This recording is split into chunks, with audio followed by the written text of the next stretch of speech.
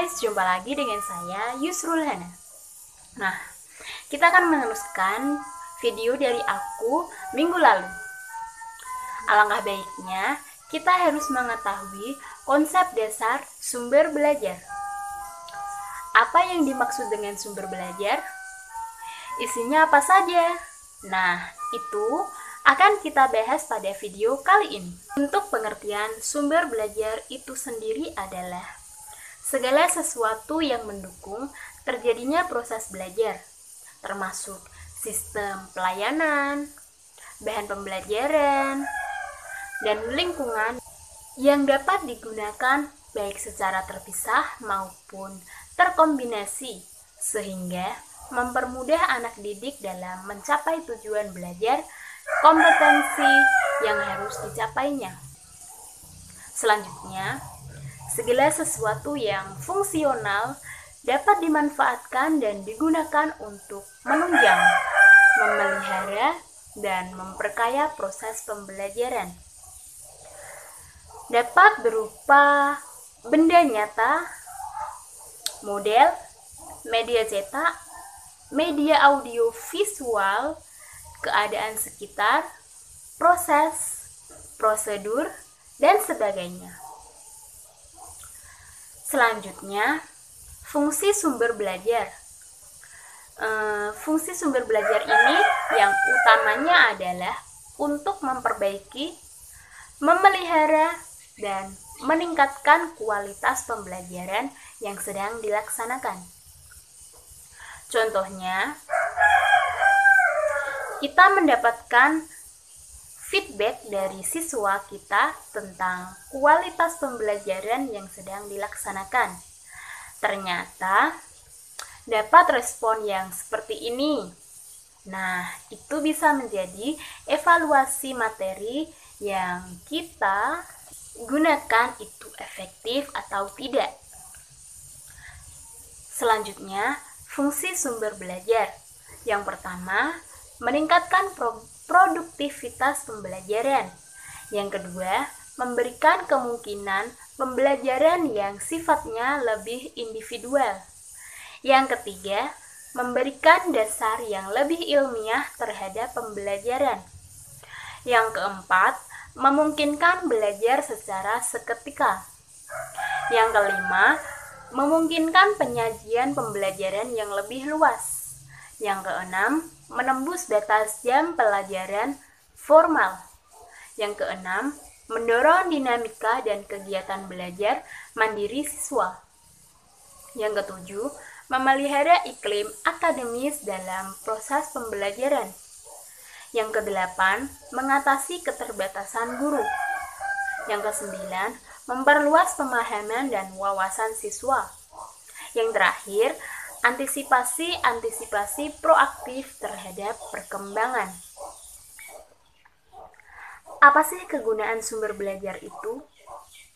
Kegunaan sumber belajar yang pertama yaitu dapat meningkatkan intensitas minat dan perhatian pada para siswa terhadap materi pelajaran yang disajikan. Yang kedua, dapat memelihara suasana belajar yang solid, kreatif, dinamis, dan menyenangkan. Yang ketiga, dapat membuka peluang bagi siswa untuk lebih leluasa dalam memperdalam, menganalisa, dan mencari makna dari materi pelajaran yang mereka pelajari. Selanjutnya, dapat mendorong para siswa untuk melakukan terobosan akademi melalui pendekatan berpikir inovatif. Selanjutnya, dapat menghindarkan para siswa dari dampak yang kurang baik dari adanya keterbatasan kemampuan, waktu, dan ruang, serta kesempatan belajar yang produktif. Selanjutnya, dapat menggantikan posisi dan kehadiran guru. Yang terakhir, dapat terpeliharanya nuansa akademis dan proses pembelajaran yang berkualitas di sekolah. Lalu, apa persamaan sumber belajar, sumber daya pembelajaran dengan media pembelajaran? Nah, kita akan bahas persamaan dari ketiganya ya. Persamaannya yaitu sama-sama digunakan untuk proses pembelajaran. Yang kedua, sama-sama digunakan untuk meningkatkan hasil pembelajaran. Yang ketiga, merupakan sarana dan fasilitas yang dapat dimanfaatkan untuk pembelajaran. Lalu, apa perbedaannya? Nah, perbedaan sumber belajar, sumber daya pembelajaran dengan media pembelajaran adalah: yang pertama, sumber belajar. Sumber belajar ini merupakan segala sesuatu yang berhubungan dengan proses pembelajaran guna memperluas proses belajar agar kondisi belajar optimal untuk meningkatkan efektivitas dan efisiensi proses pembelajaran. Contohnya, orang adalah guru yang menyampaikan materi pelajaran. Segala sesuatu yang dapat dijadikan sumber belajar. Yang kedua, sumber daya pembelajaran, yaitu berbagai usaha yang dilakukan untuk meningkatkan hasil dari proses pembelajaran. Contohnya, mengoptimalkan kinerja guru dengan mengadakan pelatihan atau penataran kepada guru. Yang ketiga, media pembelajaran. Perbedaannya yaitu berbagai jenis sumber daya dan komponen dalam lingkungan di sekolah yang dapat dimanfaatkan dalam proses pembelajaran, khususnya untuk mendorong dan memelihara siswa untuk belajar lebih aktif dan produktif. Contohnya, media pembelajaran yang diproduksi lembaga-lembaga pendidikan seperti CD interaktif. Lalu, jenis-jenis sumber belajar apa aja sih? Nah, yang pertama, sumber belajar dilihat dari segi perancangannya. Yang pertama, itu sumber belajar yang dirancang atau learning resource by design. Adalah sumber-sumber yang secara khusus dirancang atau dikembangkan sebagai komponen sistem instruksional untuk memberikan fasilitas belajar yang terarah dan bersifat formal. Yang kedua, sumber belajar yang dimanfaatkan atau learning resource by utilization atau learning resource by utilization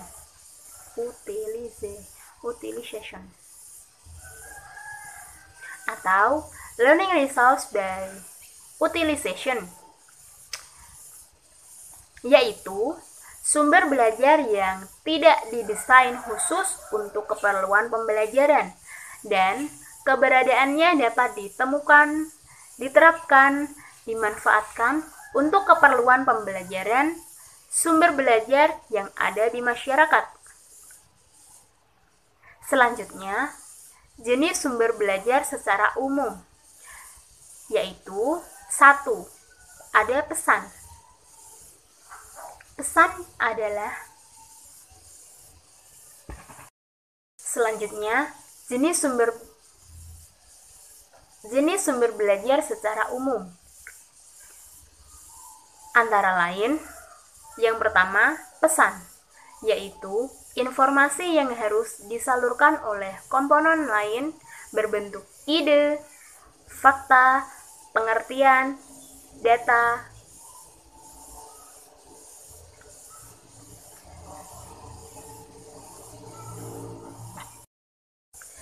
Selanjutnya, jenis sumber belajar secara umum. Di antaranya, 1. Pesan, yaitu informasi yang harus disalurkan oleh komponen lain berbentuk ide, fakta, pengertian, data. Contohnya ada 2, yang dirancang dan dimanfaatkan.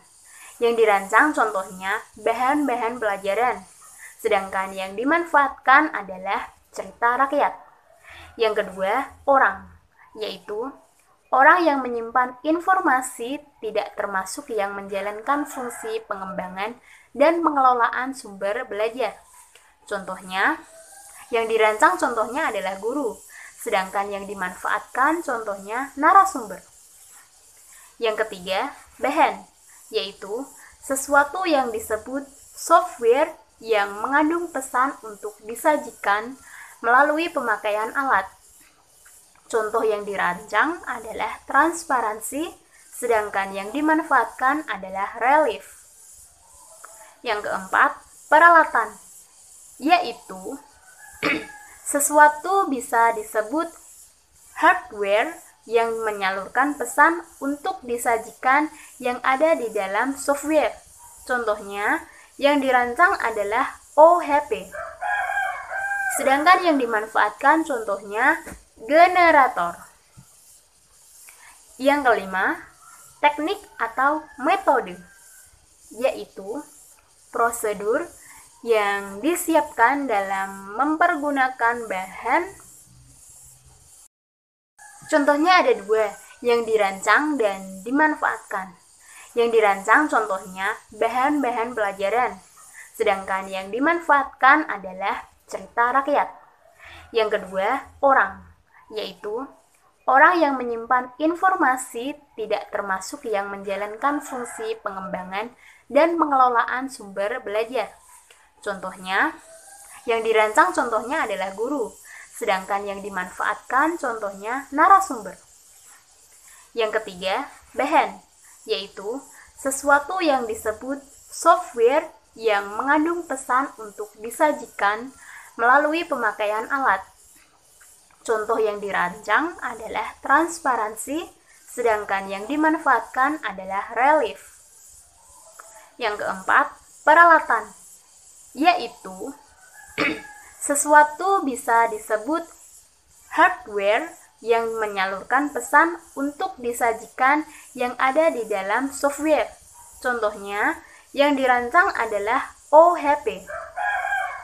Sedangkan yang dimanfaatkan contohnya generator. Yang kelima, teknik atau metode, yaitu prosedur yang disiapkan dalam mempergunakan bahan pelajaran, peralatan, situasi, dan orang yang menyampaikan pesan. Contoh yang dirancang yaitu ceramah, sedangkan contoh yang dimanfaatkan contohnya permainan. Yang terakhir ada lingkungan, yaitu situasi sekitar di mana pesan disampaikan. Contoh yang dirancang yaitu ruangan kelas, sedangkan yang dimanfaatkan adalah taman. Tentu saja ada kriteria untuk memilih sumber belajar yang baik, yaitu ada kriteria umum, ukuran besar dalam memilih sumber belajar.